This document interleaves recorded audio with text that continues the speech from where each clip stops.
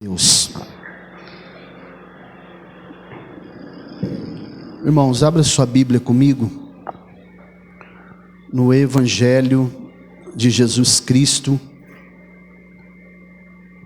segundo escreveu o evangelista Mateus. Glória a Deus.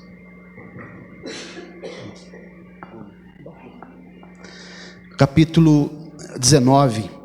Evangelho de Jesus, segundo escreveu Mateus, capítulo 19. Vamos ler a partir do versículo 3.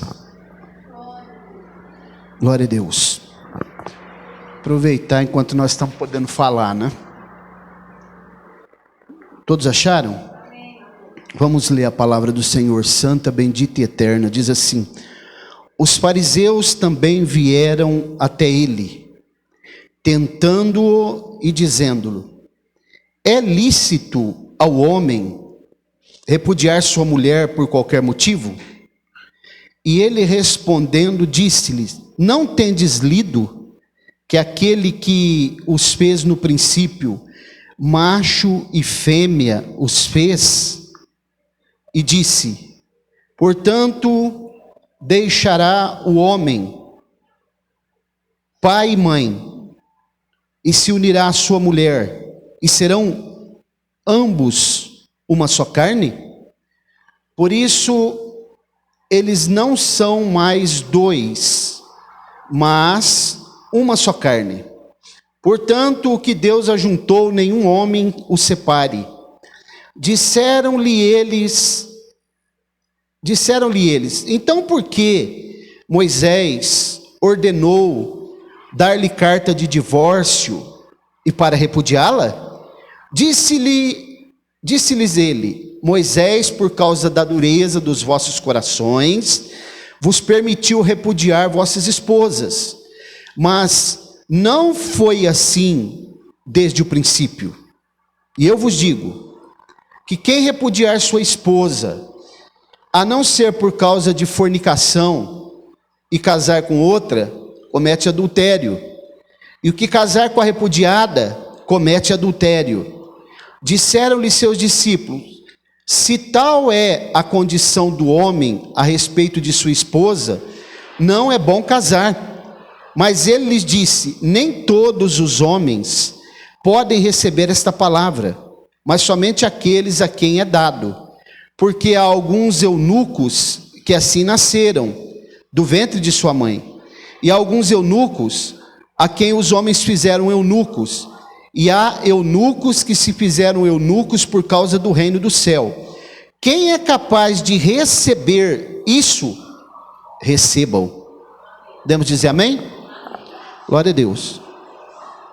Uma palavra bem conhecida, né? Nós já lemos essa palavra muitas vezes aqui, os irmãos, eu acredito que também já leram. E toda a igreja, irmão, toda a igreja que é denominada evangélica, ela deve ter a Bíblia como carta magna e como única regra de fé. Então, se alguma igreja se diz evangélica, mas ela não possui a Bíblia como única regra de fé, carta magna, ela não pode ser considerada uma igreja evangélica. Então, partindo aqui desse pressuposto, nós podemos asseverar aqui algumas coisas que estão reveladas nesse texto. Primeira coisa que eu percebi lendo esse texto é que o casamento, ele está fundamentado em 4 pilares. Quantos pilares? 4. Primeiro, lendo o texto aqui, nós percebemos que o casamento que é instituído por Deus, ele precisa ser heterossexual. O que significa isso? Que esse casamento deve ser contraído entre um homem e uma mulher. Isso aqui é um princípio basilar estabelecido por Deus, que é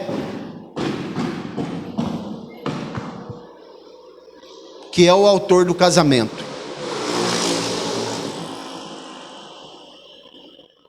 Vamos aproveitar enquanto nós estamos podendo, né? Porque está ficando cada vez pior. Então, irmãos, quando a gente lê um texto que está correlacionado com esse texto aqui, que inclusive foi citado aqui por Jesus, Gênesis 2:24, a Bíblia é muito clara em dizer que deixará o homem, seu pai e sua mãe, e unir-se-á à sua mulher. Primeiro ponto, então, o casamento, ele precisa ser heterossexual.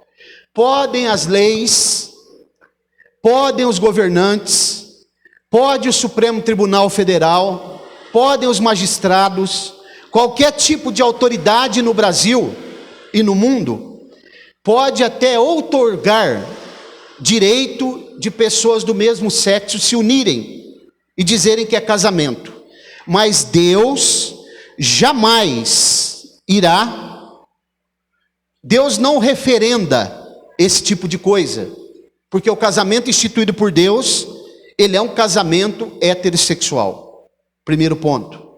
Segundo pilar que eu enxergo aqui, é que o casamento instituído por Deus, ele é monogâmico.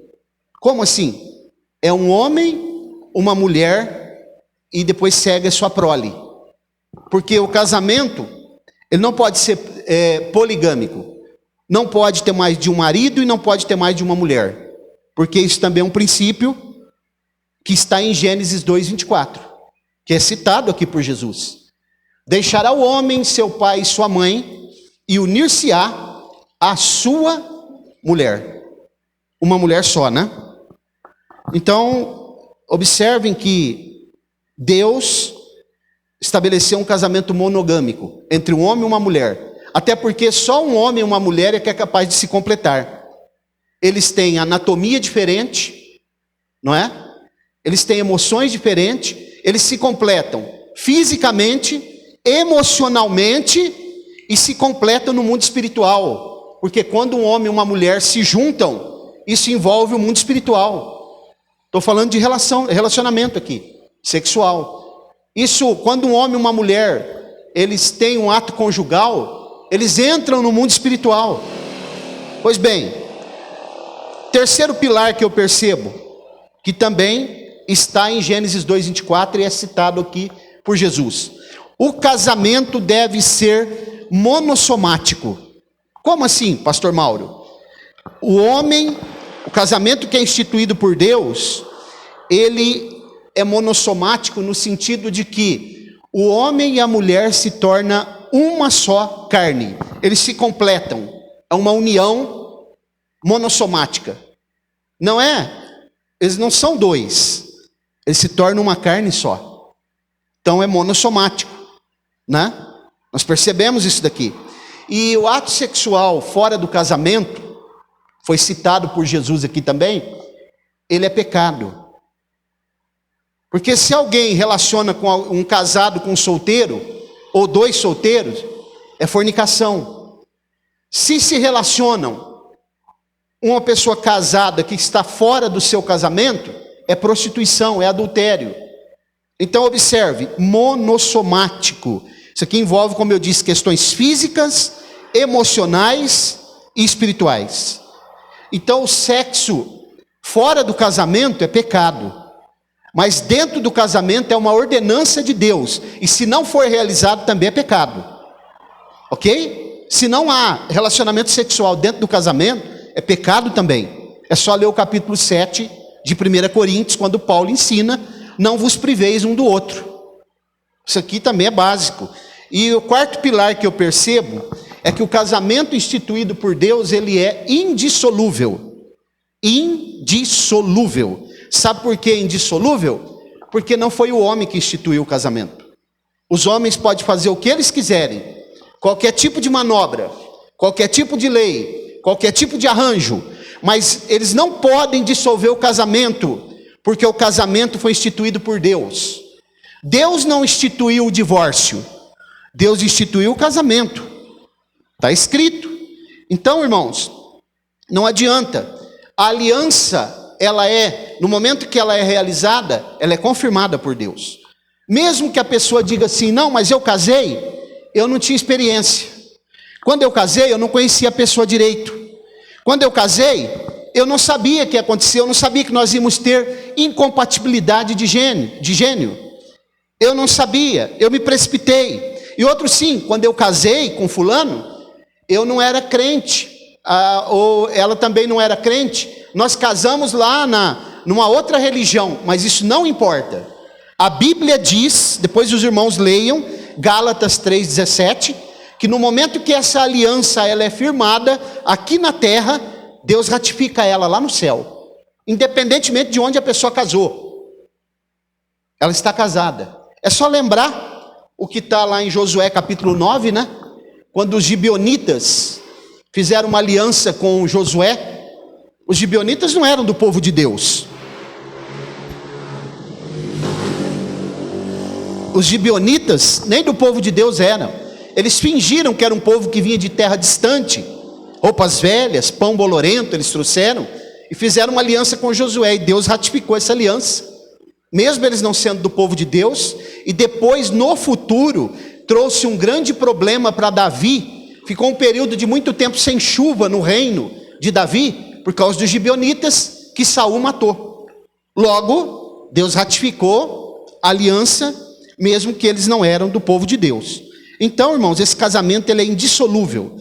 Ele só pode ser dissolvido com a morte de um dos cônjuges. Isso aqui é um outro princípio. Então, entendendo, já que nós entendemos isso, o que eu quero falar com os irmãos um pouco aqui hoje é sobre o divórcio à luz da Bíblia. O divórcio à luz da Bíblia. O texto que nós acabamos de ler aqui, e esse tema que eu estou tratando aqui com os irmãos nessa noite, as pessoas que vão assistir aí, que talvez não se inscreveram, pode se inscrever no nosso canal, também vão perceber e vão dizer, esse tema é muito polêmico. E realmente é um tema polêmico, porque ninguém quer tocar. Porque há uma pressão muito grande na sociedade hoje, nas autoridades, para que não se toque em alguns temas que sumiram dos púlpitos. Um deles é esse. Não se pode falar mais, porque corre o risco de ser processado, corre o risco até de ser preso. Então eu fiquei pensando, dando uma olhada nesse texto, lendo ele várias vezes, né? E mesmo dentro do âmbito cristão, evangélico, cristão e até no âmbito evangélico, existe uma divergência muito grande sobre este assunto e sobre esse texto que nós acabamos de ler aqui. Se vocês ouvirem aí alguns pregadores na internet, nas redes sociais pregando sobre esse assunto, vocês vão perceber, lendo esse texto, que vão ter explicações diferentes aqui, a respeito desse texto. Porque já há hoje uma flexibilidade, uma complacência muito grande, até dentro do próprio ministério pastoral, sobre a questão do segundo, terceiro, quarto, quinto. Eu estava ouvindo sobre um líder aí, que é um líder de uma grande igreja, e já está no 7º casamento. 7º casamento. Tem cantores evangélicos aí que já estão no 3º, 4º, 5º casamento. Porque isso aí ficou natural hoje. Troca igual trocar de roupa.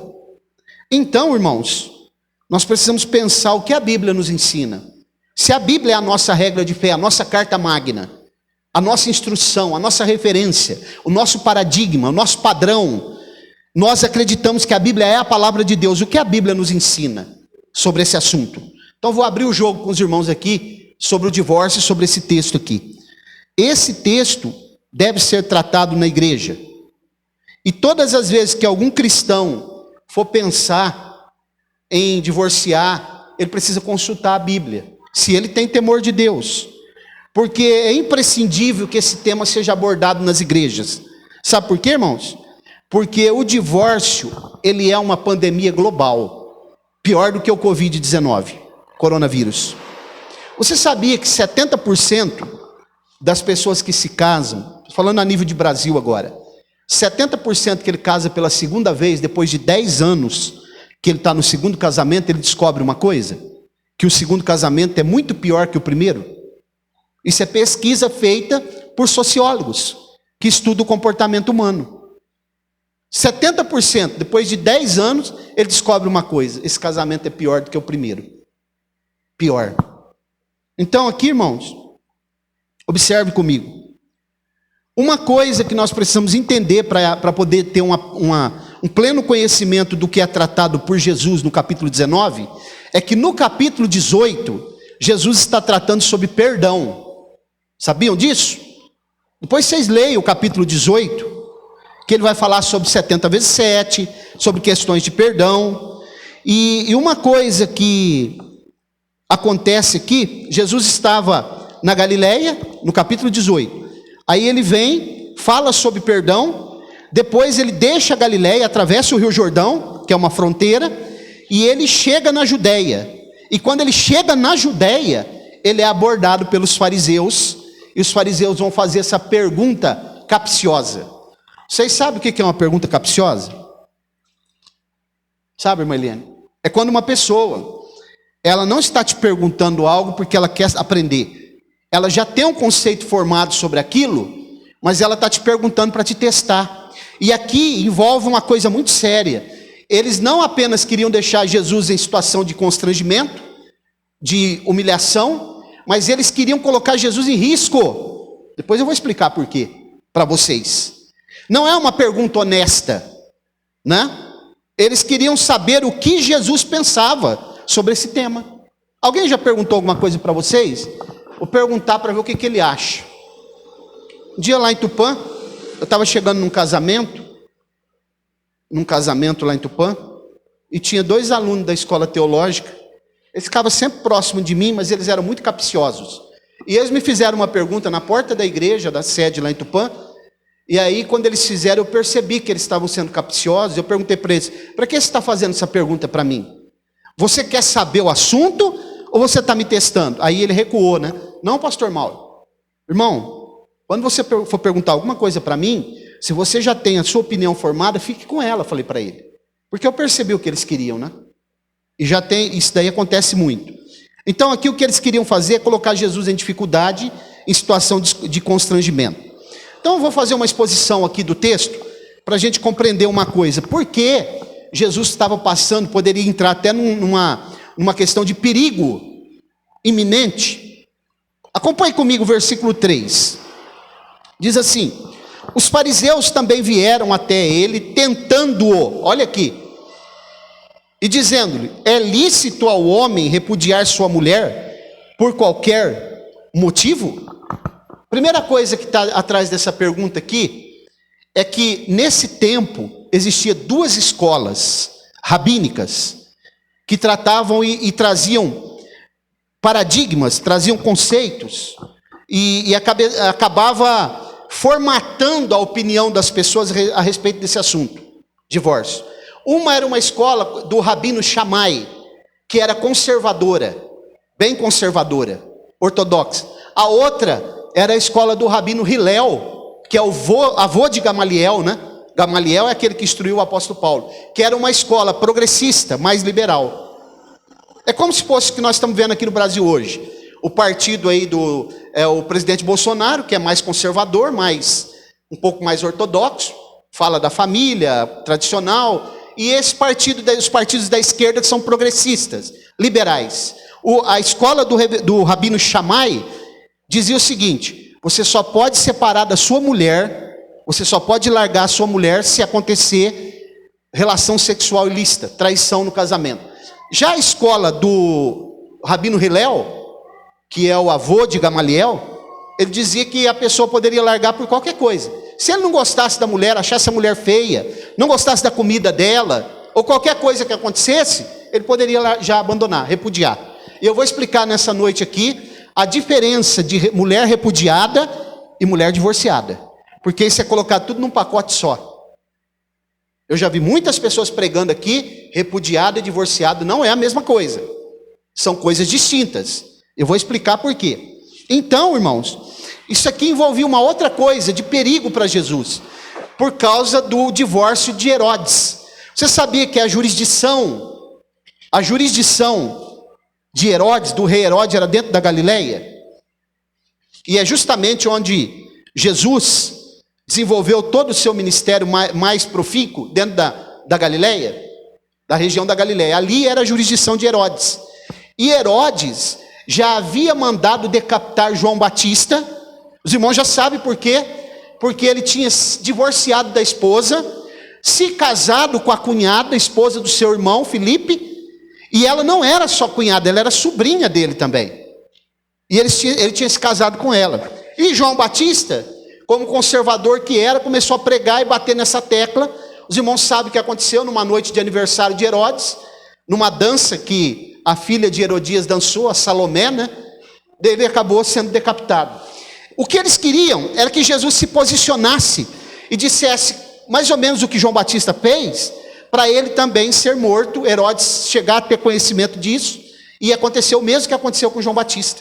Só que tem uma coisa, irmãos, que eu percebo: Jesus deu uma resposta para eles desconcertante.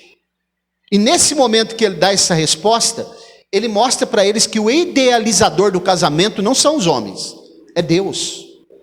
Foi Deus que instituiu o casamento. Logo, nenhum homem está autorizado a dissolver o casamento. Olha o que ele vai falar no versículo 4. Os fariseus, verso 4. E ele respondendo disse-lhe: não tendes lido? Primeira coisa, irmão, Jesus sempre vai fazer isso. Isso aqui é uma forma muito didática. Isso aqui, na verdade, é algo que Jesus sempre fazia, né? E isso aqui é uma coisa, me fugiu a palavra que eu queria, é uma tática infalível. É uma tática que Jesus usava. Quando alguém perguntava para ele, uma pergunta capciosa, ele respondia com outra pergunta. E ele vai perguntar: vocês não leram as Escrituras? Vocês não conhecem a palavra de Deus, não? Olha como ele diz no versículo 4. Respondendo diz: não tendes lido? Vocês não conhecem a Bíblia? Que aquele que os fez no princípio, aqui ele está dizendo o seguinte: o princípio é maior do que a lei. Ele já começa falando isso, porque eles vão citar a lei aqui. Quando eles falam Moisés, eles não estão falando da pessoa de Moisés, eles estão falando da lei de Moisés, da Torá. Inclusive, quando eles dizem isso, que eles vão dizer sobre o divórcio, eles estão citando Deuteronômio 24. Sabiam? E Jesus vai dizer: vocês não leram? Vocês não conhecem as Escrituras? Vocês não são os doutores? Aquele que os fez no princípio, macho e fêmea os fez. Olha o princípio aqui de casamento heterossexual. E disse: portanto deixará o homem pai e mãe, e unir-se à sua mulher. Olha o outro princípio: casamento monogâmico, homem e mulher, e os dois serão uma só carne. Mais um princípio: casamento monossomático. Está aqui, ó. É Jesus que está dizendo. Você pode dar um glória para ele nessa noite? O casamento é uma instituição divina, não é humana. O que nós estamos vendo aí são pessoas que estão banalizando o casamento porque estão seguindo as orientações de Satanás. É ele que é o autor e aquele que procura destruir a família que foi instituída por Deus e destruir o casamento, porque o casamento é uma instituição que Deus estabeleceu com o projeto para a célula máter da sociedade chamada família. Glória a Deus.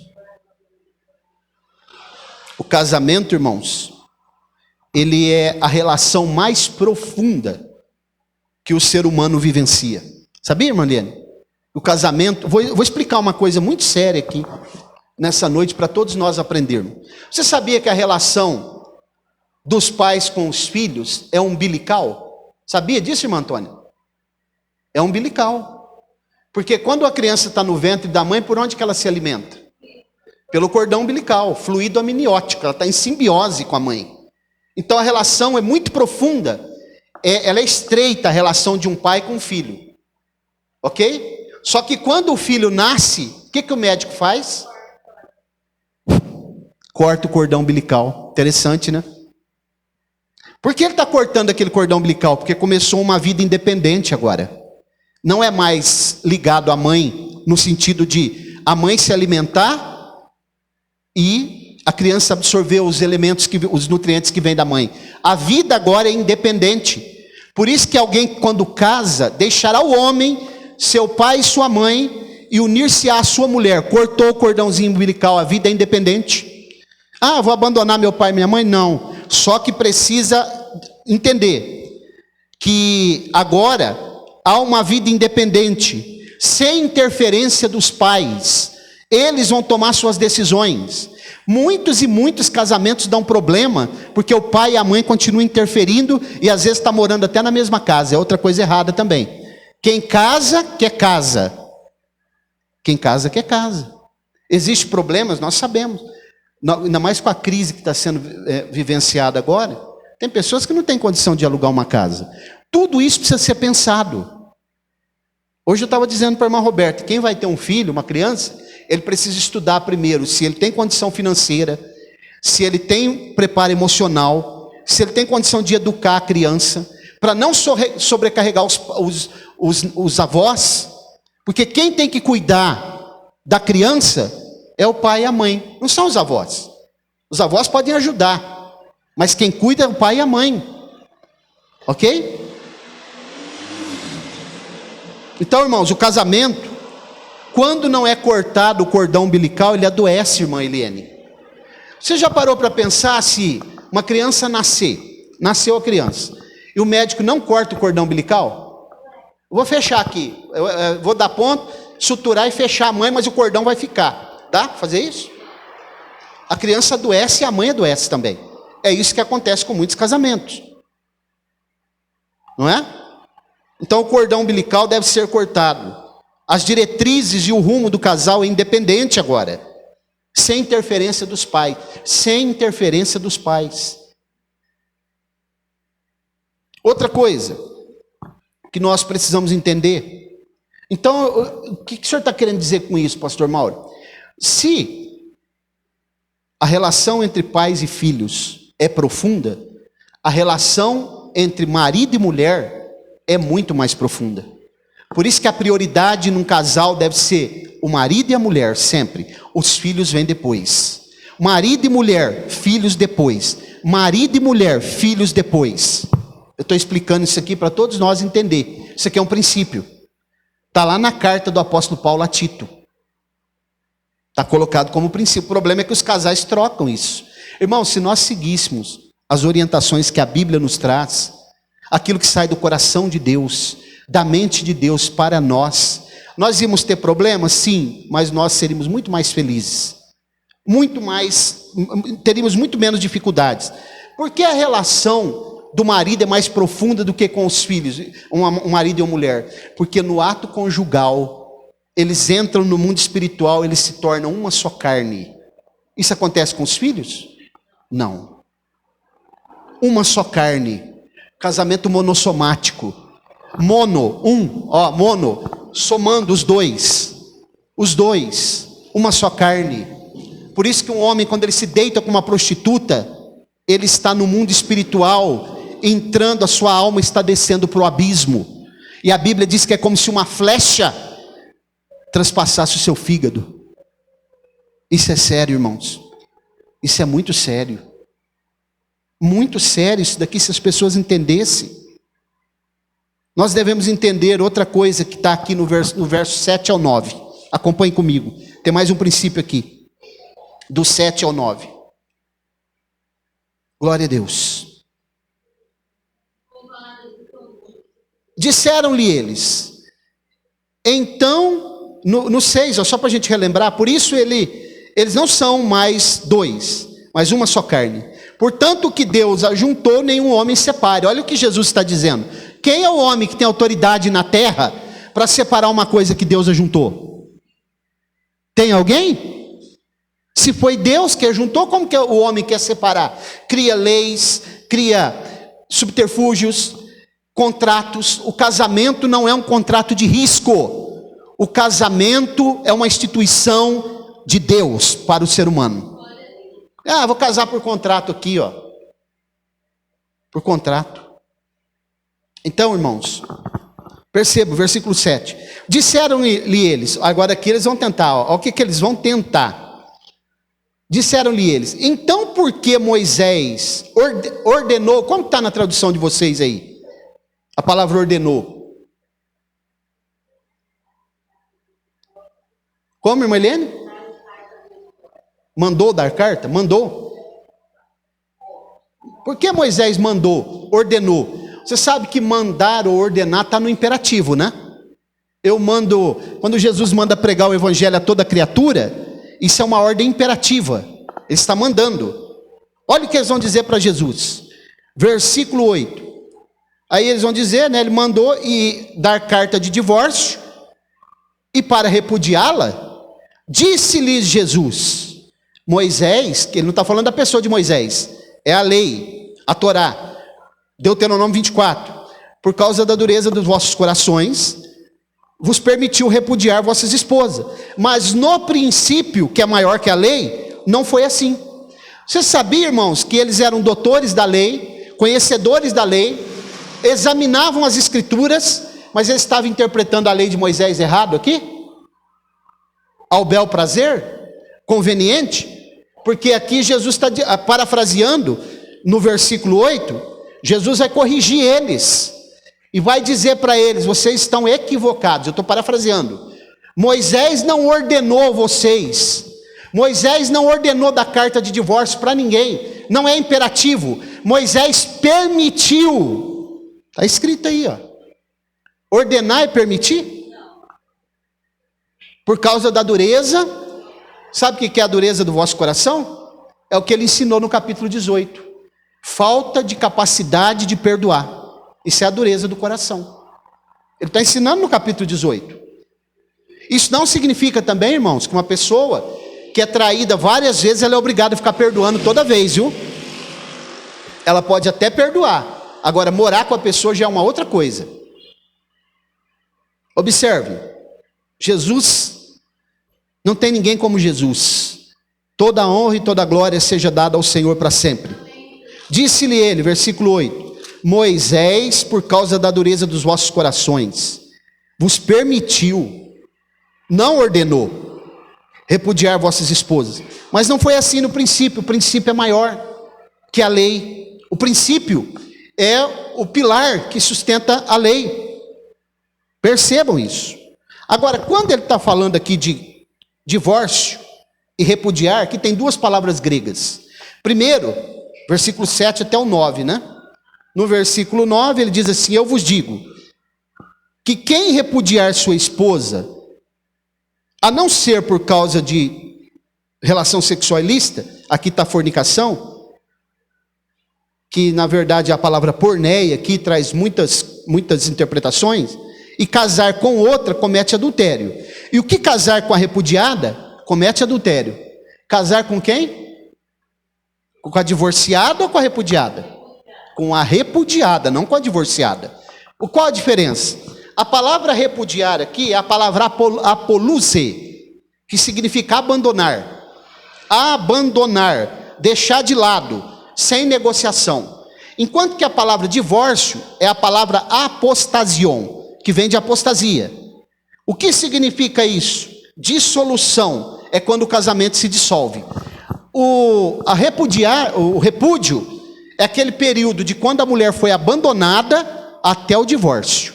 Enquanto aquela mulher não se divorciar, ela não pode casar porque ela é repudiada. Perceberam? Ainda que ela traiu seu marido, o marido ou vice-versa, o que foi traído não tem direito de casar, à luz da Bíblia, a não ser depois do divórcio, porque a pessoa está repudiada.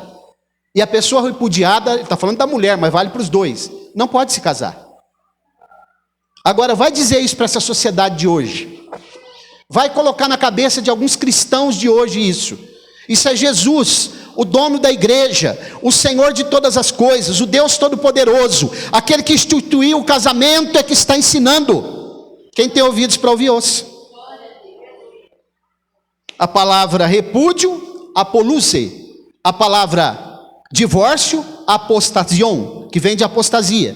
É quando alguém rompe com a fé.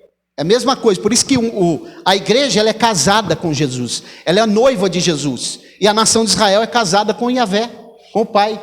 Quando há um rompimento, é como um divórcio. Isso é muito sério, irmãos. Isso aqui é muito sério. Quando alguém dissolve o casamento, ele está dando liberdade. O homem dissolveu o casamento, ele está dando liberdade para que a mulher volte para a casa dos pais. Agora, enquanto ela não se divorciou, ela é considerada repudiada. Repudiado não pode casar. O divórcio foi permitido e é permitido em alguns casos, como esse aqui, ó. Algum caso como esse aqui, quando há traição. Quando há traição, o divórcio é permitido. Mas Deus não instituiu o divórcio, Ele instituiu o casamento. Jesus não está tratando de divórcio aqui. Jesus está tratando de casamento. Quem está falando de divórcio são os fariseus. Agora, irmãos, caminhando para o fim aqui, para a gente terminar, eu fiquei pensando numa coisa aqui. Eles estão citando Deuteronômio 24, que é a lei, né? O assunto abordado por ele aqui, por Jesus, é o casamento, não o divórcio. Mas olha, o que diz o versículo do 10 ao 12, para a gente finalizar. Disseram-lhe seus discípulos: se tal é a condição do homem a respeito de sua esposa, não é bom casar. Mas ele disse: nem todos os homens podem receber esta palavra, mas somente aqueles a quem é dado. Porque há eunucos que assim nasceram, do ventre de sua mãe. Há eunucos a quem os homens fizeram. E há eunucos que se fizeram eunucos por causa do reino do céu. Quem é capaz de receber isso, receba-o. Você sabe o que está acontecendo aqui, Andréia? Quem está reclamando da doutrina de Jesus não são os fariseus, são os discípulos dele. Quem é que reclama do que a Bíblia ensina hoje? Mais, do que a gente mais vê, são os crentes. Ah, não, aquela igreja lá não dá, o pastor é muito duro, não fala de amor. Aquela igreja não dá para frequentar não, o pastor só prega, já ouvi aqui, só prega cajado lá. A palavra é muito dura, acaba com o meu emocional. Olha o que os discípulos estão fazendo. É os fariseus que estão reclamando aqui?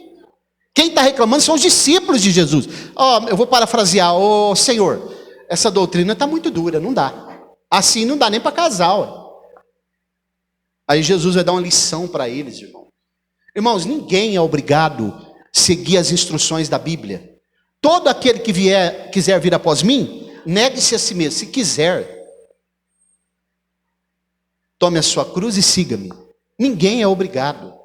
Observem aqui, ó. Jesus vai dizer para eles, irmãos, Jesus não faz concessão para ninguém. Jesus jamais fará concessões. Jesus está dizendo o seguinte para eles: eu não vou diminuir o padrão da minha palavra. A minha palavra, ela é imutável. Aquilo que é princípio não pode ser revogado. Aquilo que está na minha palavra precisa ser pregado. O que está na minha palavra continuará sendo a minha palavra, ainda que os homens tentem mudar. Não vai mudar, não tem como mudar. As escrituras não podem ser mudadas. Não adianta, irmãos. Se eles quiserem fazer cultos aí, tentar mudar, deixa eles fazer. Mas nós não vamos mudar, porque a palavra de Deus não pode ser mudada. Jesus está dizendo: não vou fazer concessão, não vou ser complacente para agradar ninguém. E ele está dizendo o seguinte: quem quiser receber, recebe. E mais ainda, quem quiser casar, case. Aí ele vai falar o seguinte, falar uma coisa para vocês. Há eunucos. Sabe o que é eunuco? É uma pessoa casto, uma pessoa que não se casou. Ele aderiu ao celibato. E Jesus vai explicar alguns tipos de eunuco. Ele vai dizer assim, há eunucos que são desde o ventre da mãe. Isso aqui não é pessoa que nasceu homossexual não, viu? Porque o movimento LGBT+, aí que eu não sei, eles pegam esse texto para dizer, nasceu gay. Ninguém nasce gay. É comportamental. É prática adquirida. Comportamental, ninguém nasce gay.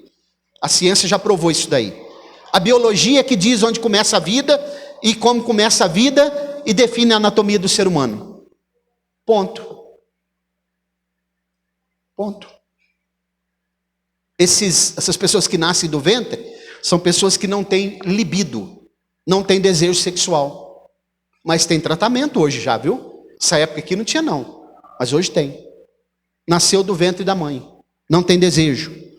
Aí ele vai dizer assim, outros se fizeram eunucos. Aliás, os homens fizeram, porque era costume também, os reis, eles castravam, ou às vezes nem castravam, mas deixava o eunuco sem ter contato com mulheres, porque ele cuidava do harém do rei, das mulheres do rei. Então os reis costumavam até castrar esses homens para cuidar do harém dele, das mulheres dele. E aí ele vai dizer assim: outros que se fizeram eunucos não se casaram, porque Jesus está tratando de casamento. Por que ele está falando de eunuco? Não se casaram por causa do reino de Deus. Podemos citar um aqui, o apóstolo Paulo. O apóstolo Paulo, não se sabe se ele era solteiro ou se ele era viúvo, mas o certo é que ele disse que ele tinha um dom.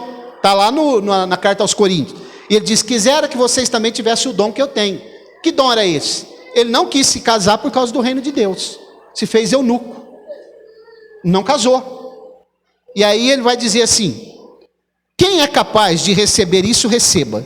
Então eu termino aqui, irmãos. Jesus está dizendo para eles assim, ó: eu não vou diminuir o padrão. Não vou. A minha palavra é essa. Quem tem ouvidos para ouvir, ouça. Quem tem ouvidos para ouvir, ouça. O dia que eu sair aqui, irmãos, da igreja, e deve estar muito próximo já, que eu for embora, e vier outro pastor aqui, ele pode pregar o que ele quiser aqui. O que ele quiser. Desde que essa placa aí fora não fique aí. Ele pode mudar a placa e pregar o que ele quiser, mas enquanto eu estiver aqui, a palavra de Deus vai ser pregada como ela é. Como ela é. E eu concluo dizendo o seguinte: que nós devemos seguir a Jesus de coração. Nosso coração precisa estar voluntário, bom grado. E vou dizer uma coisa para vocês, pessoas que ouvem aí nas redes sociais: ainda que o casamento de uma pessoa esteja muito doente, o vinho já tenha acabado, por mais que isso aconteça, se Jesus for convidado para esta casa, ele pode fazer a alegria voltar, e ele pode restaurar qualquer tipo de casamento doente, qualquer tipo, porque Jesus restaura, Jesus cura, Jesus tem a solução, Jesus tem a esperança. E como Danilo falou aqui, que nós possamos glorificar Ele também nos dias difíceis, porque dia fácil é fácil. O dia que eu estou com dinheiro, com saúde, né, tenho as coisas, é fácil. Como Jó, Danilo, glorificou a Deus no momento da dificuldade, da tristeza e da angústia, e ele disse assim: eu sei que o meu Redentor vive. Glorificar a Deus no momento da dificuldade. Eu vou terminar dando um testemunho aqui para os irmãos, que eu lembrei. Os irmãos já ouviram falar do pastor Aaron Stiggs? Já ouviu, irmã Roberta? O pastor Aaron Stiggs é um pastor, se eu não me engano, ele é presbiteriano. Ele fez uma missão muito importante na África, nos anos 60, 1966 especificamente, entre os Zulus. Vocês sabem quem são os Zulus? É uma tribo que tem lá na África. Eles são conhecidos como valentes, porque eles caçam, quando eles vão casar, para eles se tornar um homem na tribo, eles têm que caçar um leão, os Zulus.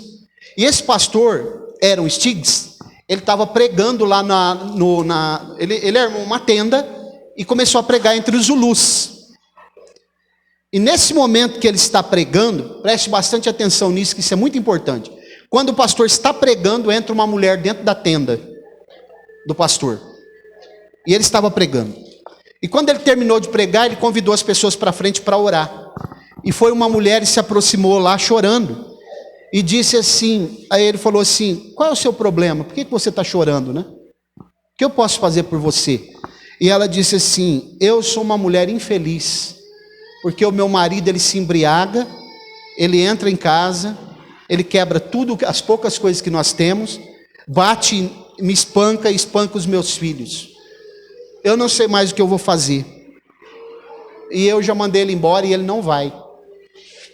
Aí o pastor disse para ela: vem cá que eu vou orar com você. Ele ia ficar 3 dias lá nessa cruzada.